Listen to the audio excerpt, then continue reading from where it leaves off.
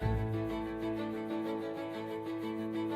family and friends, welcome to the Man Cave here at Wistful Vistas, the Cooper Manse located in suburban San Diego, California. What I'm going to do today is give my one-year ownership experience with this machine, 2017 Aprilia Tuono factory. I'm going to go into a fair amount of detail. I have had some modifications. I want to share those with you, and I want to talk about my purchase experience, the insurance, and other peripheral costs associated with owning a motorcycle like this. Now remember, this is in California, Southern California, a relatively expensive state to live in to begin with, and adding our license fees and insurance costs may vary. So check your local conditions carefully. These may not translate directly to your experience or locality. Anyway, join me. We're going to dive in and take a deep look here. Okay, first comment is, what is a Tuono? Tuono is manufactured by a company, motorcycle company named Aprilia. Aprilia has been around for a very long time, has won many world championships. It says 54 world titles right here on the gas tank, and it therefore has quite a pedigree in terms of motorcycle know-how, engineering, and expertise. Aprilia is owned by a company called Piaggio. Piaggio is also famous for owning the Vespa motor scooter line. Now, Piaggio is a very large company. Aprilia is actually a very small company. And being under the aegis control of Piaggio allows them access to quite a bit of technology and resources they might not have as an independent company. Aprilia has manufactured a Tuono for many years, in fact, going back to the early 2000s. The earlier versions were V-twins. The later versions, as of 2012, I believe, are V4s. The first generation of the V4 Tuono was a 1-liter machine, just under 1,000 cc's.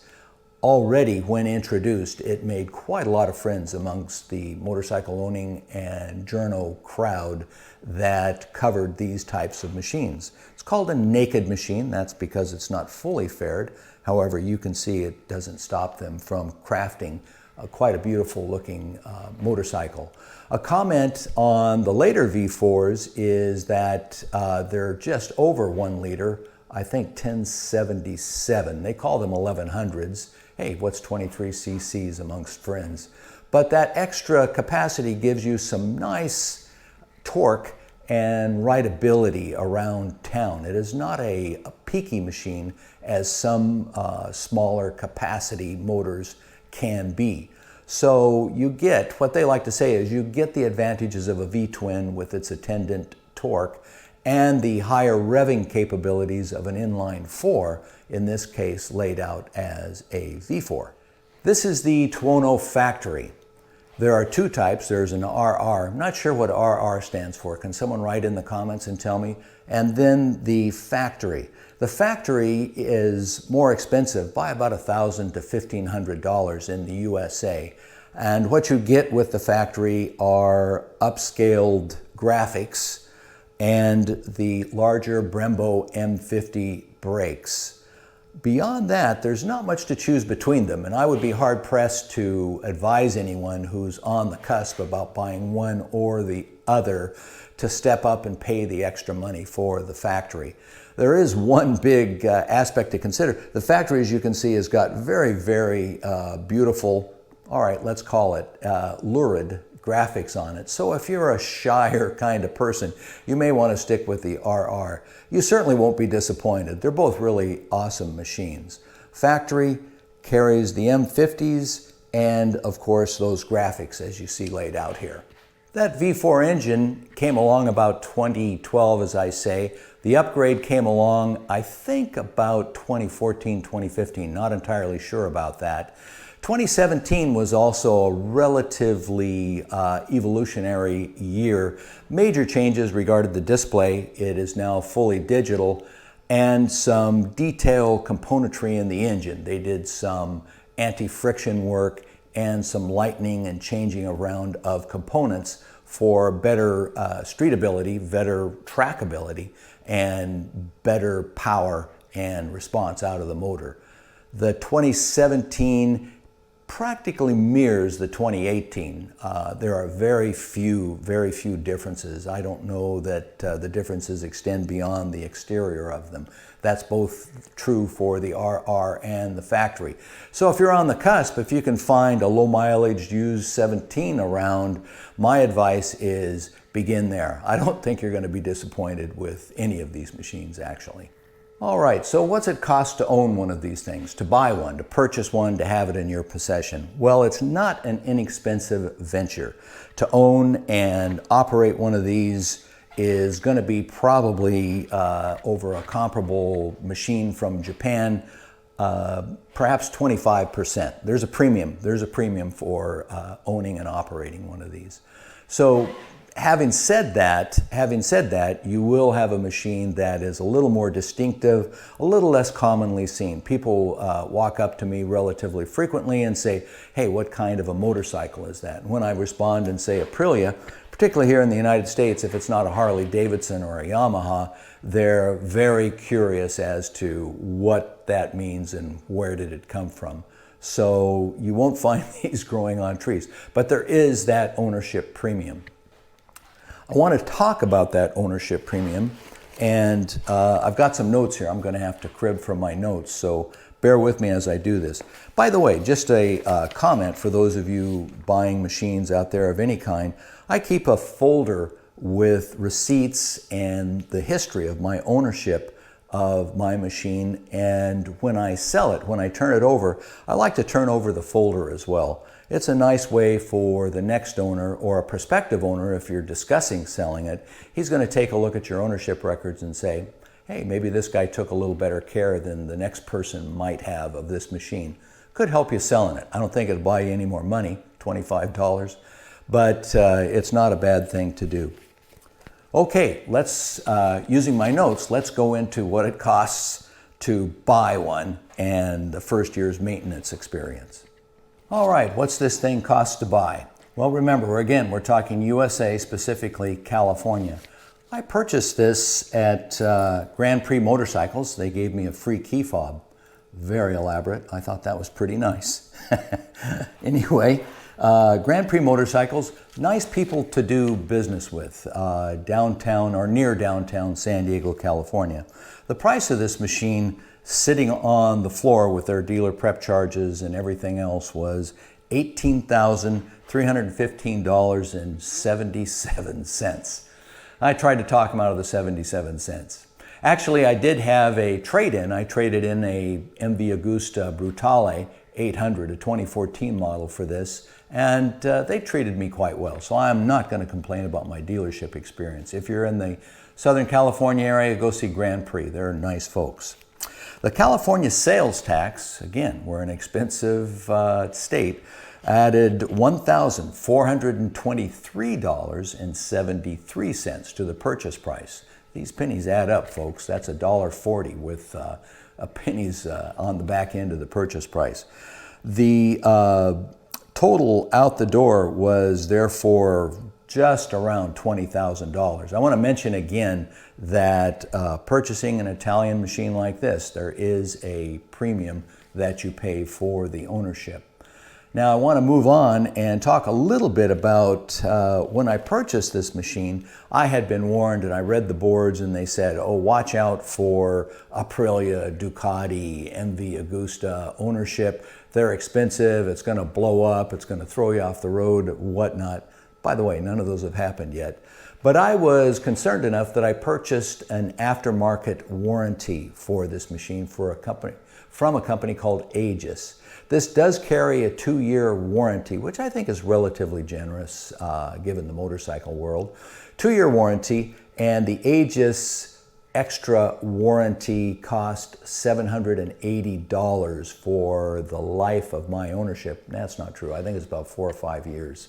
Not too sure, because I was concerned. If the motor does saw itself in half, that's probably $5,000 to $7,000, no clue. But I was concerned enough that I purchased this aftermarket warranty. Looking back, over a year later, I wouldn't recommend that. I have had nothing in my ownership experience that would say you need to be more concerned about this thing tearing itself up than you would about any other machine. So wouldn't recommend that. I did it based upon all the scary stuff I'd read on the net. So just under $20,000 to get it out the door. And I think that Aprilia does deal. And if you want to do a deal towards the end of a model year, you can work on that price a little bit. I was able to work on the trade-in value of my Brutale, which helped somewhat. Again, go see Grand Prix. Nice bunch of guys.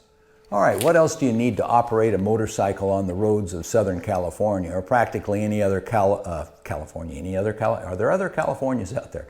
Or any other state or country in the world? You're going to need insurance. And insuring this also, because it's an expensive and relatively rare machine known to be high-powered and over that magic liter mark, is expensive. And as you might imagine, in California, it's a little more expensive than it might be in some other locations. My insurance runs about $600 per year for this machine. Now, I'm going to put myself kindly described as a mature individual. I'm old. So that is going to vary, particularly if you're a younger person and you really are adventuresome and want to get out there. Insurance companies punish you. I'm sorry. That's if there is any consolation with old age, it's that they don't expect you to be as reckless, and they do give you a little bit of relief on things like insurance prices. But still, that's pretty expensive. There are many machines, motorcycles you could insure for around $300 a year. So it's about twice as much to insure this machine as it might be some others out there. The other thing you have to do is register it. You've got to register it for road use. Again, California, a relatively expensive state. I don't know about other states and other countries, but to put this on the road every year costs me right around $250. And for that, I get a little gummy sticker that I put on the license plate that says it is legal to operate on a road. We do not have yearly motorcycle inspections in California. I don't know if other states vary or other countries vary. I know some do, I don't know which. But we don't have a year-by-year inspection necessary to prove that the safety features are operating or the machine, in fact, is in operating condition. So California sends me a bill and says, hey, you want to ride it without getting a ticket? Here's what you have to pay. And in the case of this machine, it's about $250. Again, something less expensive, less sporting would probably be around half of that. Part of the tax of owning a performance machine like a Aprilia Tuono. So I'm reading from my notes here, I hope you don't mind. By the way, service. So there are services done. The oil change and break-in service seems like it's $300 getting in and out. Now, I get the machine these days serviced at Moto Forza down in Escondido, California, which is just a little bit north of here. Reason for that is nothing to do with my opinion of Grand Prix motorcycles, but everything to do with the location of Moto Forza, which is along a nice winding road around an area here called Lake Hodges. So it's a little more fun to ride over there, and that's the only reason I go. But an oil change and a service is going to run typically around $300 per visit. Not going to cover things that you might need as in brake pads or chain or anything like that. Now, only a year old, I've not run into that stuff, so it's all very new, and I don't think you will until you're well into your third year of owning something like this Tuono. By the way, what's next up for me? It's about time for the yearly oil change and general vehicle inspection.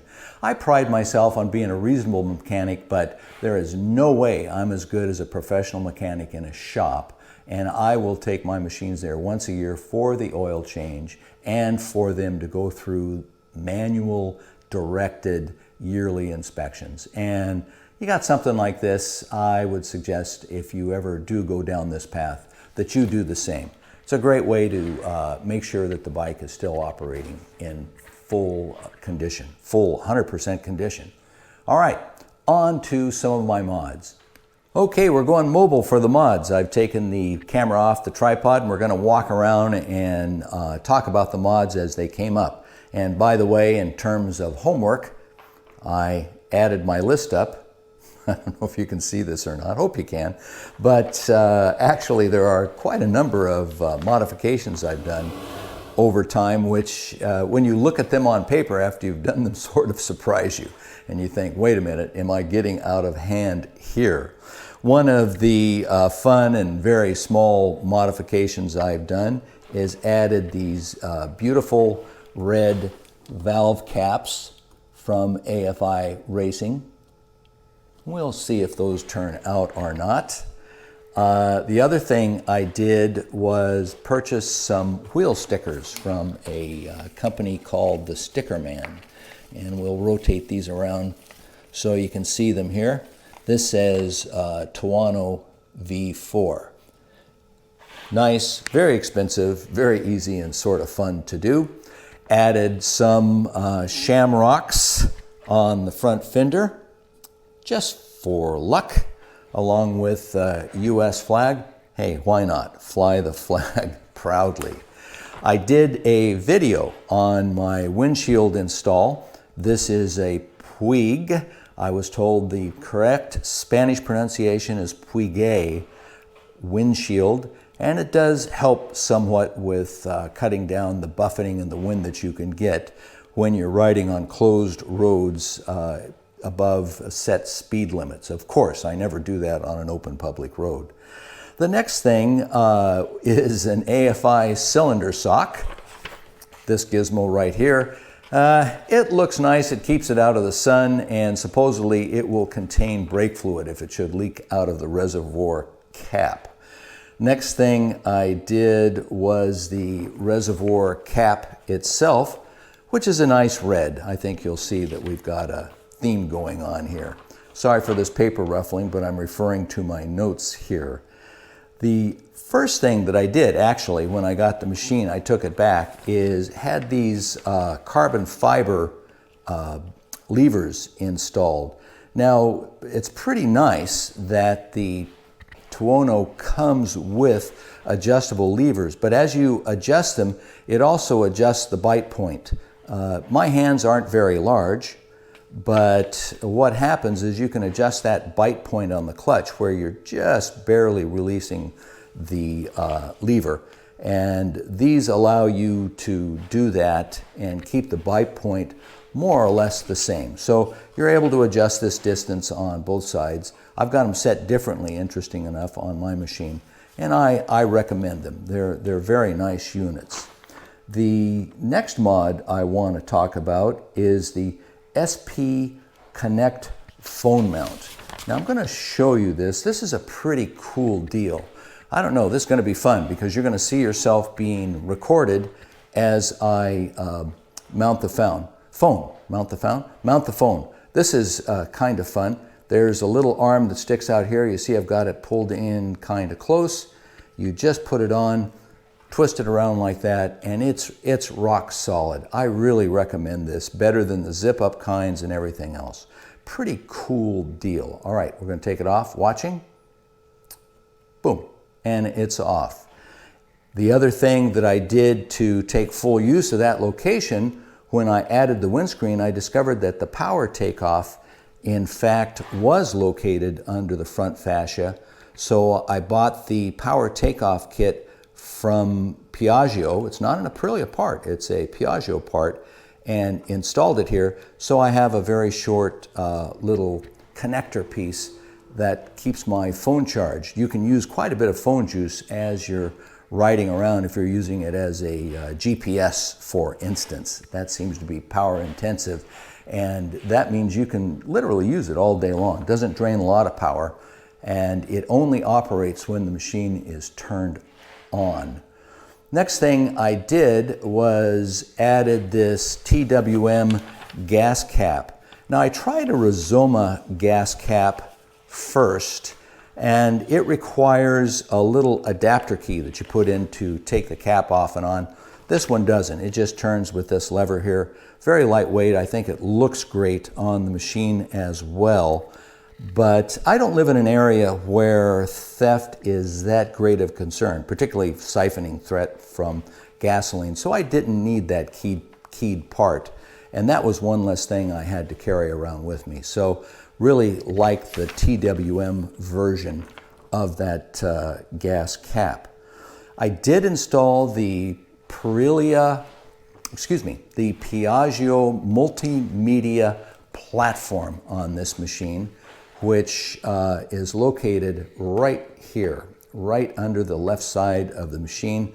Probably one of the easier mounts that I did. But what this does is it gives your machine Bluetooth communication compatibility with your phone, and using the V4 app from Aprilia, you can monitor things and record things like lean angle and average speed, fuel consumption. There are any number of things that you can monitor for a given trip. Highly recommended. It's a gadget, gizmo. I don't know ultimately, although I know you can use it in a track setting, and you could even set it up to have your machine set for different levels of traction control and throttle response based upon where you are on the track. Now, I don't use it in that sophisticated of a manner, but it does happen to be a pretty cool little toy to play around. The next thing that I did, and this is important on machines with very limited storage, and certainly that's the Tuono. It's just not that big a machine. From Twisted Throttle, I got a license plate bracket with a built-in hidden compartment. This is really handy. So this is the location where I keep my ownership papers and my insurance documentation. Not large enough to carry any bottle of water or anything like that, but certainly large enough to carry all your documentation. And in fact, it will hold spare batteries for your GoPro if you're into that sort of thing. And I highly recommend this. Takes a little bit of drilling and futzing to put it in, but really keen little thing. They make them for just about any motorcycle out there, so check it out. I think it's great. The other thing that I did was install these AFI spools on the back, which are in red. My Aprilia did come with spools, but the red ones are prettier. And I can't help myself. I'm just always looking for things to do. Not particularly expensive, but a nice looking, inexpensive little modification that you can add on there. I've added some carbon fiber lately. I bought some eBay carbon fiber here for the side plates, one on the right-hand side facing forward and one left-hand side facing forward. This side went on after some pushing and shoving. The other side I had to do some trimming. So these are a little hard to recommend. I would approach them with caution. It depends upon your garage skills and how much cutting a new piece of carbon fiber bothers your conscience, because you will have to punch them around, at least the eBay versions, to make them fit. Here's where I cut it. I'm not too sure if that's going to show up, but I had to cut that out to get some relief, to get the thing even to go on my machine. I did buy a relatively expensive rear carbon fiber hugger from a company called Ilmberger in Germany, and this comes with the TÜV or TÜV certification, which is comforting to know because they have to submit this to the Transportation Authority in Germany for approval, and that means you're going to get generally a very quality piece. And sure enough, this required no modification whatsoever and went on like a dream. So about twice as expensive, however, you get what you pay for, the old saying goes, and I would go with the Ilmberger product. Save your money and do it that way. The biggest change I made to this machine in terms of performance is the Akra exhaust. And not only does this do away with the flapper valve in the exhaust, but it takes about 10-20 pounds off the machine where it really counts. It also opens it up to a lot more airflow. Along with that, I removed the rear passenger pegs. I'm not going to carry a pillion on this. At our age, Mrs. Cooper is certainly not going to ride on the back as a passenger, and this machine is not set up for a passenger. And installed the Akra exhaust hanger, carbon fiber exhaust hanger, and I think those two things together look rather nice. The other side has a little plate that installs where the passenger foot peg used to be, right there. So I think it tidies up the back end a little bit and makes it a little more commensurate with the role this machine is meant to play. It's not a two-up machine, I'm sorry. I know people do that and they talk about its versatility, but I'm just not going to say that this is its primary mission. So going back to the exhaust, you remove the flapper valve. You also, at the time, you should get the upgrade. I got the Aprilia Racing ECU remap. Smooths out the machine very noticeably. It also makes it run cooler. I think I'm running about 5 to 10 degrees cooler, which is an issue here in San Diego, California. So that, I think, not only is it a fun change in terms of it keeping the exhaust sounding nice, but within reason, it also means that it does run a little cooler. So I'm very impressed with this so far, and I would say this is a win-win. I wish I would have done it sooner, as a matter of fact. Okay, just a couple of last things to talk about. We're going to go over very quickly here is this red, beautiful red anodized aluminum oil filler cap, which I think makes the machine pop. So proud of that. That's at least a 5-minute modification, folks, so you got to do that. I mean, why would you not? And the other thing, the last thing to talk about, let me remove the phone here that I'm using as my remote control, is this Aprilia tank pad. And it says Aprilia Racing. This is an eBay part. I did get it out of Italy, came all the way from Italy. It's sort of interesting. You order I think it was $20, which is pretty expensive. But it's interesting. It ships and gets here all the way from Italy. So that's my list of modifications. As I say, I did do a little homework and I wrote them down. You can see them here in very neat longhand. And I would say you got to be careful once you start going down this road of doing these modifications. It's a bit of a slippery slope. So you have to keep it in reason, because this machine is great right out of the box. I think you could buy one of these, ride it without doing a darn thing, and be very happy for quite a number of years. But it is fun to wrench on them. They are fungible. That is, they are relatively easy to change around. And you got to enjoy doing that. One thing I would say, and I would repeat again, getting this Akra exhaust and the Race ECU, I think I would recommend to almost anyone. It's really smoothed out the throttle response and made it run cooler, which is a key point here in warm and sunny San Diego, California. Okay, that brings us to the end of our little exposition. 1-year ownership of a Tuono factory. It's been a fun road for me. I would say that I'd highly recommend, if you're in this category and want a machine for leisure and pleasure, really put the Tuono in on your list. It's been great to own it. Just going to cap it off here with ownership issues. Have there been things that have come up with the machine that have affected reliability or problems of it I've experienced out on the road? There are very, very few. Again, I'm going to say that I just think some of this reliability that you hear about on the net, although I'm not going to doubt anybody's word, it probably did happen, certainly not within my experience, with a couple of exceptions.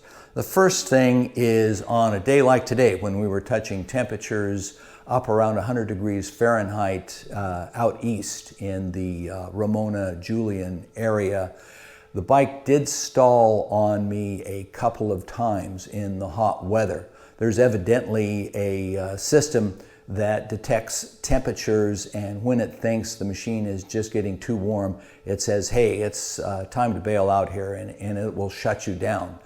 That shutdown can happen as you're coasting up to a stoplight, which it did to me once.